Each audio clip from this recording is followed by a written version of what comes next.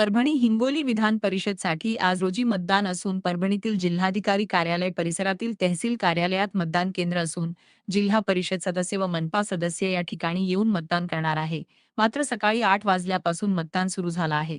मात्र 3 तास ओलांडले असून अद्याप एकही मतदान झालेले नाही. मतदारांनी आतापर्यंत पाठ फिरवण्याची दिसत आहे. मतदार कोण्या गोष्टीसाठी थांबले आहे व कोणाच्या आदेशासाठी थांबलेली आहे याची माहिती अजून भेटलेली नाही. दुपारी 12 ते 1च्या नंतर मतदार मतदान केंद्रावर येण्याची शक्यता आहे.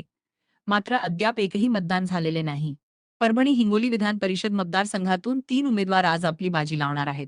आता निवडणुकीत काय होते याकडे सर्वांचे लक्ष लागले आहे.